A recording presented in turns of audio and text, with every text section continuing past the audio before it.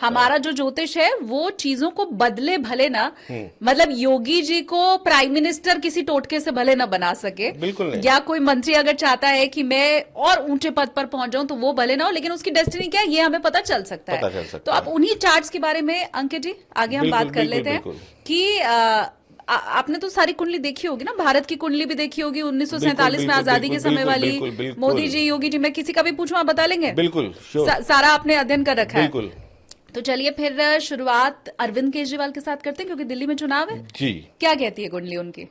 अरविंद केजरीवाल की जो कुंडली है, जो मेरे पास डेटा है, उस डेटा के हिसाब से उनका सिंह लगन है। अच्छा। 2024 तक, 2008 से लगभग 2024 तक 16 साल उनकी बड़ी अच्छी दशाएं चली जुपिटर की, बड़ा लाइमलाइट में आए। 2024 में उनकी दशा बदली, शनि की महादशा स्टार्ट हो गई, जो अगले 19 साल रहनी है। शनि वैसे भी सिंह लगन वालों के लिए एंटी है, 6 लॉर्ड है, ठीक है। अब उनकी कुंडली में 6 लॉर्ड होके शनि और नीच का होके 9th हाउस में चला गया है। आप देखो, और बैठा कि 12th लॉर्ड के साथ है। 12th लॉर्ड क्या है? 12th हाउस जेल दिखाता है आपको। जैसे ही दशा आई, देखिए वो जेल तो गए ना 2024 में, जैसे ही दशा लगी, दशा ने अपना काम कर दिया। हाँ। जीवन में जो भी कुछ घट रहा है दशाओं का रोल है, मतलब कब आप क्या करोगे क्या लोग नहीं कह रहे हैं करोगे। ईडीसीबीआई का है या वो दशाओं का वो खेल पॉलिटिकल है। इशू देखिए, हाँ ईडीसीबीआई हाँ भी अरे पर्टिकुलर हाँ इसी टाइम क्यों आई? पढ़ने को तो 2015 से वो कुछ ना कुछ ठीक बोल ही बात। रहे, कुछ ना कुछ कर ही रहे। हर एक जो मूवमेंट होना है लाइफ में, उसके लिए एक टाइम फिक्स है।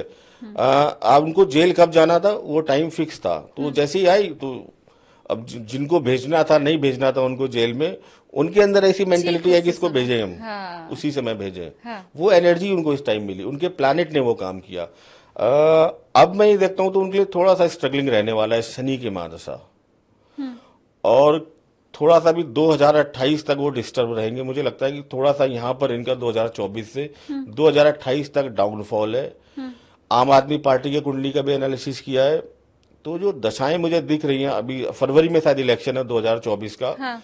तो आम आदमी पार्टी, मैं एक प्रेडिक्शन कर रहा हूं आपके चैनल पे, आम आदमी पार्टी अरविंद केजरीवाल की लीडरशिप में इस बार अपना सबसे खराब परफॉर्मेंस करेगी और लेकिन सरकार सत्ता से बिल्कुल दूर रहेगी। अकेले अपने दम पर सत्ता बनाने की जो हैसियत आम आदमी पार्टी की जो कर हाँ। रही है, जो हम देखते थे सिंगल लार्जेस्ट पार्टी जा रही थी, इस बार नहीं होना। अच्छा सहारा लेना पड़ेगा। मे भी सहारा लेना पड़े उन्हें, बट सरकार तो बनाती भी नहीं दिख रही। इसके कंपेयर में इस बार बीजेपी की कुंडली देखी, बीजेपी की जो इस्टेब्लिशमेंट हुआ था 6 अप्रैल 1980 को 11:45 दिल्ली, वहां से हम कुंडली देखी तो जो बीजेपी की दशाएं है, तो बीजेपी यहाँ पर काफी अच्छा परफॉर्मेंस करती हुई दिख रही है। और अब बीजेपी अच्छा परफॉर्मेंस कर रही है, अच्छा प्रदर्शन कर रही है, आम आदमी पार्टी थोड़ा डाउन जा रही है।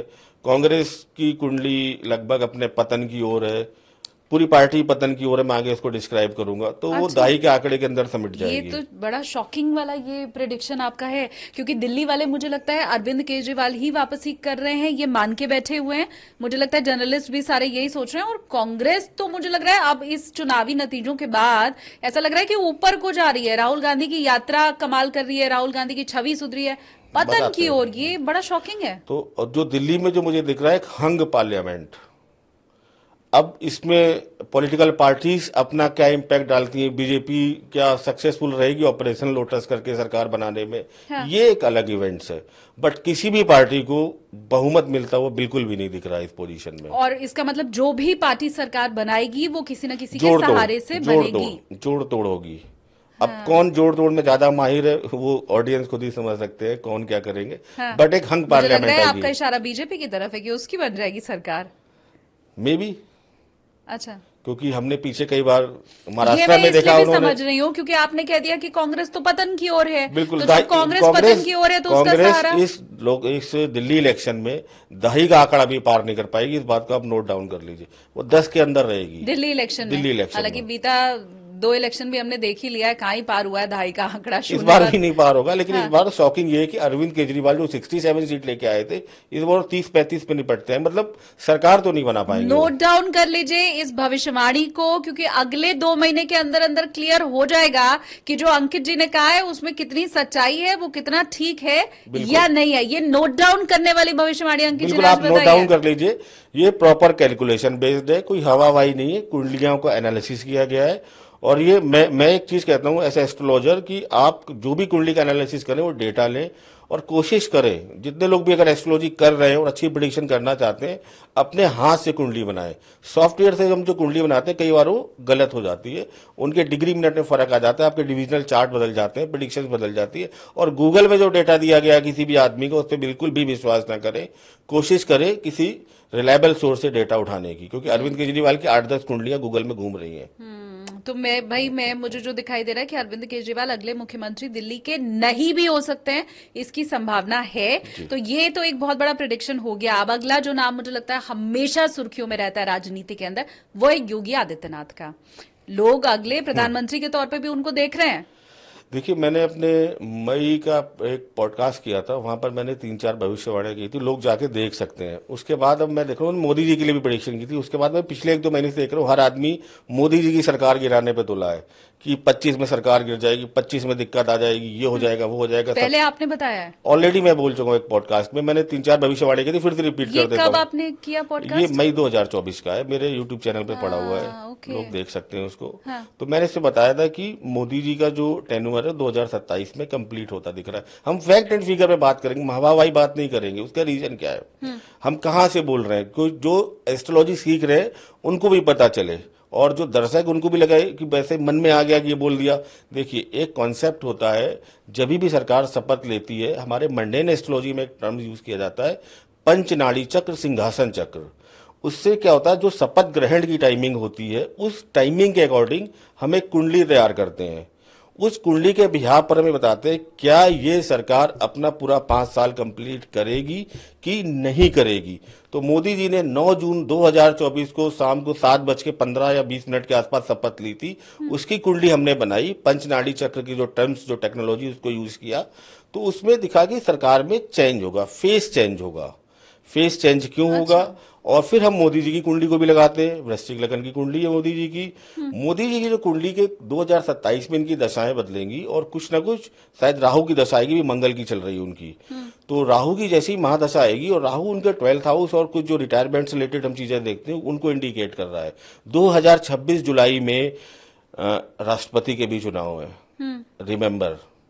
तो मैंने पहले भी कहा था, फिर बोल रहा हूं, मोदी जी कहीं नहीं जा रहे हैं। Modi ji will be the next president of India in 2027।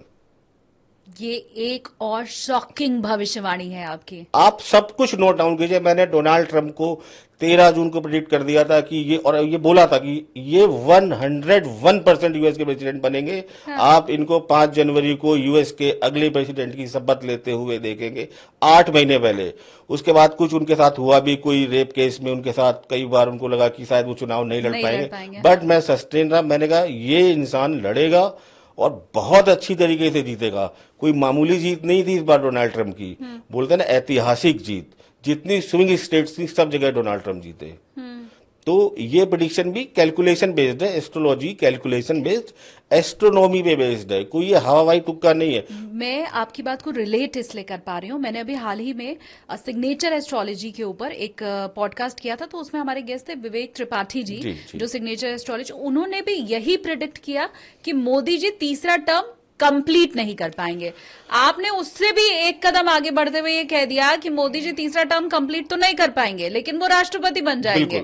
मतलब अब आगे उनका भविष्य क्या होगा, क्योंकि ये तो विवेक जी ने भी बताया कि भैया उनका टर्म कंप्लीट नहीं होगा, लेकिन लोग सोचते हैं आगे होगा क्या, अभी तो वो स्वस्थ है। और ऐसा कोई सरकार पे संकट वंकट नहीं आने वाला जो लोग बोल रहे हैं सरकार गिर जाएगी, वो कोalition में कोई समर्थन है, ऐसा कुछ नहीं होना। जो होगा ये म्यूचुअली होगा, बीजेपी में स्वैच्छिक होगा और बीजेपी के बेटरमेंट के लिए होगा। अब भाई नोट कर लो, इसे भी कर लो, पिछली प्रेडिक्शन को तो किया ही था, ये भी नोट कर लो। लेकिन अब बड़ी बात ये है अंकित जी कि मोदी जी राष्ट्रपति बन जाएंगे तो कुर्सी हो जाएगी खाली। अब कुर्सी जब खाली हो जाएगी तो सबके मन में फिर वही सवाल आता है कि अब योगी आदित्यनाथ तो नहीं बनने वाले हैं प्रधानमंत्री। देखिए, 2 चेहरे हमेशा अभी दिमाग में चल रहे लोगों के, एक हमारे माननीय गृह मंत्री अमित शाह जी और एक दूसरे हमारे योगी आदित्यनाथ जी। अब हम अगर इसको चार्ट वाइज एनालिसिस करें, योगी आदित्यनाथ का चार्ट हम एनालाइज करते हैं। योगी आदित्यनाथ जी का भी सिंह लगन है। अच्छा। उनकी शुक्र की महादशा नवंबर 2024 से शुरू हो गई है। शुक्र उनकी कुंडली में 10th लॉर्ड होके 11th में बैठे हैं। शुक्र 20 साल तक उनकी कुंडली में रहने वाले हैं, 2044 तक। तो अभी तो केवल योगी जी बोल रहे हैं ना, ट्रेलर चल रहा था। हाँ, अब जो नया युग आएगा, मोदी युग के बाद, अब चारों तरफ योगीमय हो जाएगा आने वाला भारत।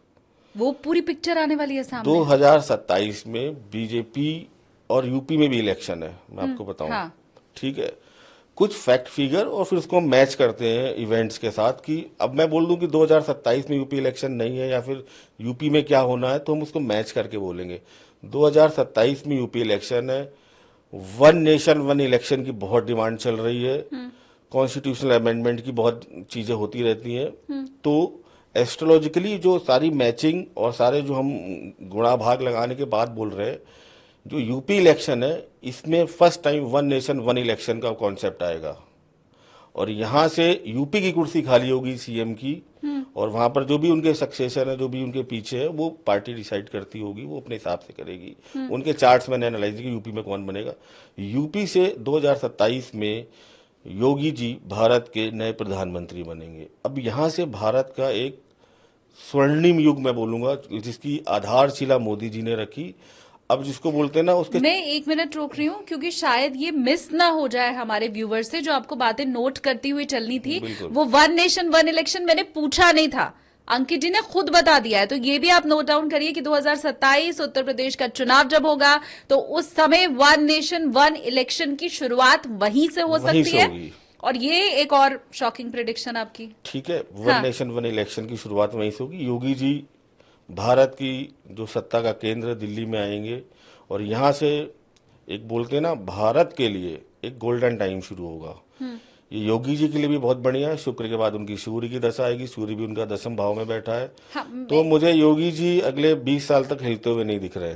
हाँ, मैं एक चीज मुझे लग रहा है मेरे से मिस हो गई है। ये वन नेशन वन इलेक्शन की चूंकि हम बात कर रहे हैं, तो 27 में क्या मतलब पूरे भारत का भी चुनाव होना है, लोकसभा वाला पूरे भी? भारत का चुनाव 2029 में होना है। नहीं नहीं, तो ये वन नेशन वन इलेक्शन 27 ये में कैसे? कॉन्स्टिट्यूशनल अमेंडमेंट्स हो गए, क्योंकि भारत की जो 26 जनवरी की कुंडली है वो हाँ, काफी डिस्टर्ब है। वहां भी राहु लगन में बैठा है, और लगन की डिग्री और राहु की डिग्री, राहु केतु की डिग्री बहुत क्लोज नहीं है। पर वन नेशन वन इलेक्शन तो हम ऐसे ही समझते हैं ना, लोकसभा और विधानसभा का चुनाव एक साथ। तो 27 में फिर कैसे हो पाएगा? 27 में गवर्नमेंट डिसीजन लेगी कि हम वन नेशन वन इलेक्शन के साथ शुरू करते हैं, यूपी के इलेक्शन के साथ। ओके। और उनके पास कॉन्स्टिट्यूशनल प्रोविजन होते हैं, असेंबली को डाइल्यूट करना, भंग करना, राष्ट्रपति से करना। वो उनको एक आगे की क्लियर पिक्चर दिख रही है। मुझे तो बहुत सारी क्लियर पिक्चर हो गई तो है। उनको बहुत, जो भी हमारे सत्ता में बैठे हैं उनको क्लियर पिक्चर दिख रही है कि ये बेस्ट टाइम है। एस्ट्रोलॉजिकली भी बहुत मूवमेंट्स हो रहे होंगे इस टाइम। उस टाइम 2027 का टाइम चल रहा होगा। भारत में मंगल की महादशा लग चुकी होगी, लगभग लगे हुए उसको 2 साल हो चुके होंगे। आर्मी का बहुत बोलबाला होगा उस टाइम। मंगल क्या है, कमांडर इन चीफ आर्मी। थोड़ा सा वर्ल्ड वाइड भी सिचुएशंस अच्छी नहीं होंगी, ठीक है ना। हम अभी वर्ल्ड के ऊपर मुझे लगता है आगे चर्चा हाँ, करते हैं, इन्हीं सब चीजों लेकिन को इसी के मैं साथ इसको कंक्लूड कर रहा हूँ। हाँ, इन्हीं सब चीजों को मद्देनजर रखते हुए जो एक माइंड फ्रेम बनेगा कि अब एक टाइम इलेक्शन करा लेते हैं, फिर आगे हम बढ़ते हैं, पूरा कंक्लूड करके आने वाले टाइम के लिए तैयार रहने के लिए। हालांकि 27 के पहले हमारी और कई मुलाकातें होने बिल्कुल वाली बिल्कुल। हैं, लेकिन ये वाला प्रेडिक्शन तो अगर वो 27 का समय आएगा ना तो हम फिर से बैठेंगे, बिल्कुल बिल्कुल, है श्योर ना, व्यूअर्स के लिए। श्योर। क्योंकि योगी आदित्यनाथ अगले प्रधानमंत्री आपको बनते दिख रहे हैं और आगे के कई वर्षों तक आपने कहा कि बोलबाला उनका रहेगा। अगले 20 साल तक जो युग होने वाला है, योगीमय होने वाला है। तो अब इनके टाइम में क्या होगा, कुछ चीजें होंगी। हाँ, इनके टाइम में भारत में राहु की महादशा भी आएगी। 2032 में खत्म हो जाएगी भारत की दशा, जो आजाद भारत की कुंडली है। राहु की महादशा शुरू होगी। राहु बैठा है शुक्र की राशि में, लगन में बैठा है। राहु को हम देखते हैं कुछ कम्युनल, कुछ सांप्रदायिक चीजें जो होती हैं उनसे भी रिलेट करते हैं। भारत का 3rd हाउस बहुत डिस्टर्ब है। 5 प्लैनेट वहां पर बैठे हुए हैं, और पांचों के पांचों प्लैनेट 9th हाउस को देख रहे हैं। 9th हाउस आपका धर्म है, आपका जो रिलीजियस एक्टिविटीज है, मंदिर मस्जिद, सब 9th हाउस है। अब वहां पर क्या होगा इम्पैक्ट, कि कुछ ना कुछ सांप्रदायिकता से रिलेटेड चीजें हो सकती हैं। कुछ, क्योंकि यहाँ पर एक चीज बहुत आगे तेजी से चल रही होगी, वो चीजें हिंदुत्व और सनातन का बोलबाला होगा। वो मैं इसलिए नहीं बोल रहा हूँ कि योगी जी फॉलो करें, वो दशाएं ही ऐसी मिलेंगी कि भारत में उस टाइम जो हिंदुत्व और सनातन है वो अपने पीक पर होगा। और जब कोई चीज पीक पर जाती है, जब अगर हिंदुत्व पीक पर जा रहा है तो जो दूसरा धर्म विशेष है वो डाउनफॉल पे जा रहा होगा। तो ये जो ट्रांजैक्शन पीरियड होगा तो इसमें एक नेगेटिव चीज ये रहेगी, कम्युनल राइट्स होने के इश्यूज रहेंगे बहुत। ये एक नेगेटिव इम्पैक्ट है। पॉजिटिव इम्पैक्ट भी रहेगा। Bharat AI, artificial intelligence, Rahu की महादशा है। भारत इलेक्ट्रॉनिक्स, भारत टेक्नोलॉजी में इस जो 18 राहु की महादशा मिलेगी जो शायद 18 साल की, इस महादशा में भारत टेक्नोलॉजी के एरिया में, क्षेत्र में शायद नंबर 1 बन जाएगा। अभी लोग कैलिफोर्निया नौकरी करने जाते हैं, लोग कैलिफोर्निया से इंडिया नौकरी करने आएंगे, पुणे बेंगलोर में, आप देखिएगा, क्योंकि हम एआई में हम और क्या कहते हैं टेक्नोलॉजी में नंबर 1 होंगे। राहु की महादशा है, राहु का इम्पैक्ट कांग्रेस पार्टी पे था, उस टाइम शुक्र की भी महादशा चल रही थी। तो आप देखिए जब भी आता है टेक्नोलॉजी लेके आता है। राजीव गांधी 1991 में कंप्यूटर लेके आए, लोगों को लगा ये क्या नई चीज आ गई, इससे हम क्या कर लेंगे, लेकिन आज हम अब उस लाइफ में, अपनी लाइफ में बिना कंप्यूटर के हो सकता है सर्वाइव भी ना कर पाए। पूरा हमारा सिस्टम आजकल कंप्यूटर पे ही टिका हुआ है। और अग्रणी उसमें अब भारत रहने वाला है, आप ये कह रहे हैं। अब फिर जो अगला जो टर्म आएगा 2032, यहाँ पर आर्टिफिशियल इंटेलिजेंस का यूज बहुत बढ़ जाएगा। कंप्यूटर ने कई लोगों की जो जॉब्स को खत्म किया, अब इस बार एआई रिप्लेस करेगा बहुत सारे लोगों को। हमारी छोटी से छोटी चीज में मैं आपको बोलूं, हम एआई यूज घर में करने लगेंगे। ठीक है, हालांकि मैं बताऊं वो जो योगी आदित्यनाथ जी वाली बात थी ना, क्योंकि 32 तक तो मुझे लग रहा है 32 बार मैं आपके साथ बैठने वाली हूँ अभी। मुझे आप ये बताइए कि योगी आदित्यनाथ जी का बोलबाला, मोदी जी बन गए राष्ट्रपति, मैं अगर ये सारी चीजें मान के चलूं, और बीजेपी की कुंडली भी आपको अच्छी दिखाई दे रही, तो फिर इन सब के बीच में राहुल गांधी और अखिलेश यादव का क्या होगा? देखिए, उनका करियर मैं कांग्रेस से शुरू करता हूँ, क्योंकि नंबर 2 पार्टी आज भी हम कांग्रेस को ही मानते हैं। कांग्रेस की कुंडली में क्या है कि बृहस्पति की पहले उनकी राहु की महादशा रही करीब 18 साल, 2009 तक। राहु की महादशा में किसी न किसी तरीके से वो सत्ता में रहे, या अगर सत्ता में नहीं भी रहे बीच में अटल जी के टेन्योर में, तो वो मजबूत विपक्ष में रहे, मतलब एक दमदार भूमिका में रहे। शनि की एक अंतर्दशा लगी थी उनको 1996 में, तो वो सत्ता से बाहर हो गए थे। ठीक है, फिर जुपिटर की दशा लगी। जुपिटर इनका लगन लॉर्ड भी है। ठीक है, अब जो इनकी शायद मीन लगन की कुंडली मुझे देखना पड़ेगा। जुपिटर इनका लगन लॉर्ड भी, अब जुपिटर की दशा इनकी 2024 तक रही। अब इनकी शनि की दशा आ रही है, जो शनि इनके लिए फेवरेबल नहीं है। तो यहाँ पर कांग्रेस पार्टी का लोगों को लग रहा है कि वो अच्छा रिवाइवल करेगी, राहुल गांधी उसको बहुत ऊपर ले जाएंगे। बट पॉलिटिकली मैं उसको बिल्कुल, अगर मैं इग्नोर कर दूं या बिना बायस्ड हुए देखूं, केवल प्लैनेट क्या बोलते हैं कांग्रेस पार्टी के, तो कांग्रेस पार्टी 2024 इलेक्शन के बाद से जो उसकी दशा बदली है शनि की, यहाँ से वो डाउनफॉल, पतन की ओर जाएगी, और आने वाले इलेक्शन में वो एक रीजनल पार्टी तक सीमित रह जाएगी। यहाँ से कांग्रेस पार्टी का डाउनफॉल शुरू होगा। शनि की दशा अंतर्दशा उनके लिए फेवरेबल नहीं है। और जबकि लग रहा था कि अभी तो उदय फिर से शुरू हुआ है और इसका साइंटिफिकली प्रूफ मैं दे रहा हूँ कि राहु में जैसे ही उनका 1996 में शनि आया 2-2.5 साल के लिए, वो सत्ता से बाहर चले गए थे। बहुत बुरी तरीके से चले गए थे। ठीक है, तो अब फिर से शनि की महादशा आ रही है। इसमें कुछ कभी आपको अब लगेगा, लेकिन ओवरऑल जो कंक्लूजन है ये डाउनफॉल की ओर जा रही है 2024 के बाद।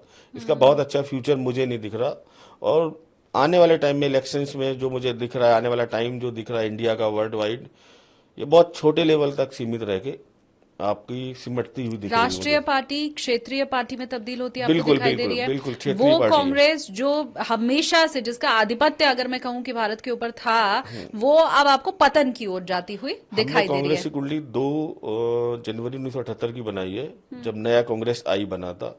उस कुंडली के हिसाब से प्रेडिक्शन है। हम उस कुंडली की बात नहीं कर रहे जो ए ह्यूम ने कांग्रेस बनाई और थी। क्या ये मैच हो रहा है राहुल गांधी की कुंडली के साथ भी? देखिए, राहुल गांधी की कुंडली अगर आप देखो तो कभी पॉलिटिकल कुंडली है ही नहीं। जो पॉलिटिकल कॉम्बिनेशन होने चाहिए, एक पॉलिटिशियंस की कुंडली में क्या क्या स्ट्रांग होने चाहिए, कौन से हाउसेज स्ट्रांग होने चाहिए।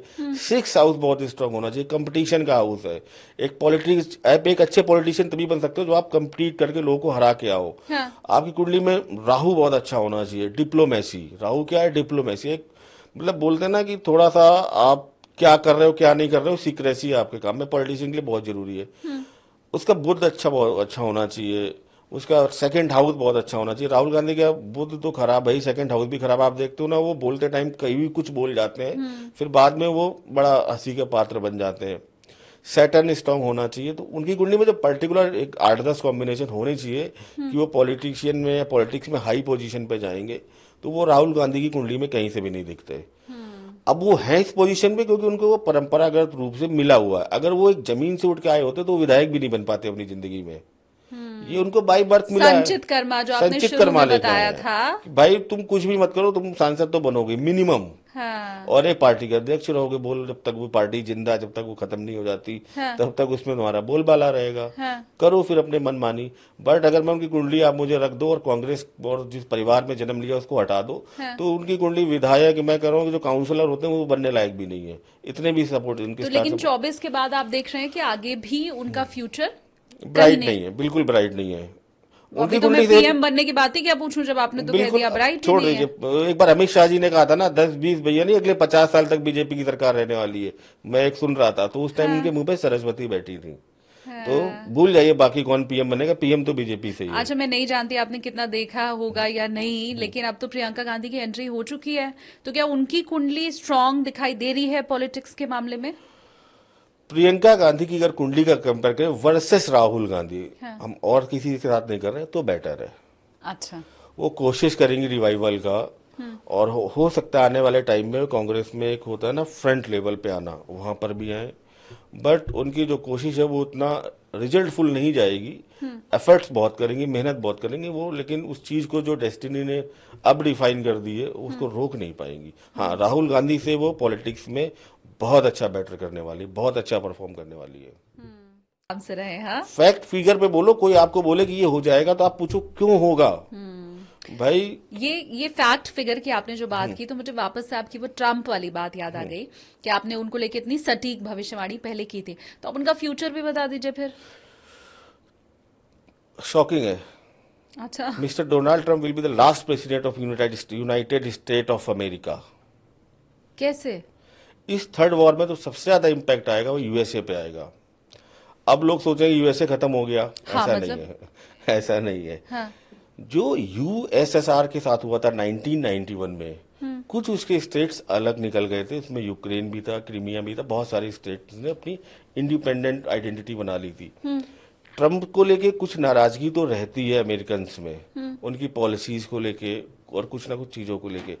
इस थर्ड वर्ल्ड वॉर में तो सबसे ज्यादा इम्पैक्ट आएगा कि कुछ स्टेट्स जो यूनाइटेड स्टेट ऑफ अमेरिका, इससे निकल के इंडिपेंडेंट स्टेट्स या कंट्री बनेंगे। तो जो टाइटल है ये हट जाएगा। अब यूएसएसआर नहीं बोलते हम, रूस बोलते हैं, रशिया बोलते हैं, फिर हम इसको अमेरिका बोलेंगे नॉर्मल। मैंने पॉडकास्ट शुरू करने के पहले नहीं सोचा था कि मुझे जब प्रेडिक्शंस के बारे में पता चलेगा तो वो होता है ना, आंखें फटी की फटी रह जाना, तो वो वाला हाल मेरा हो जाएगा। ये अगेन बहुत बड़ी भविष्यवाणी आप कर रहे ये हैं। लॉजिक है इसका। लॉजिक है कि थर्ड वर्ल्ड वॉर में जो सबसे ज्यादा खराबी आएगी यूएस के अंदर आएगी, जो सबसे ज्यादा नुकसान होगा यूएस को होगा। यहाँ पर एक बड़ा सा प्रश्न उठता है कि थर्ड वर्ल्ड वॉर हो गई, सब कुछ हो गया, सेटल हो गई चीजें, यूएसएसआर भी टूट गया, मतलब सॉरी यूएसए भी टूट गया, अब क्या होगा? कौन अब नया बिग बॉस बनेगा इस वर्ल्ड का? तो चाइना बनेगा। चाइना की कुंडली का डेप्थ एनालिसिस किया लोग, हालांकि लोग मानने को तैयार नहीं है। अब भारतीय होने के नाते तो मैं चाहती भी नहीं हूँ कोई नहीं मानना चाहेगा, तो। मैं भी नहीं हाँ। चाहता, लेकिन आप किसी की डेस्टिनी नहीं चेंज कर सकते। आपके कई कंपटीटर होंगे, आप चाहोगे कि वो ना बढ़े, लेकिन वो बढ़ रहे हैं। हाँ। वो उनके संचित कर्म है।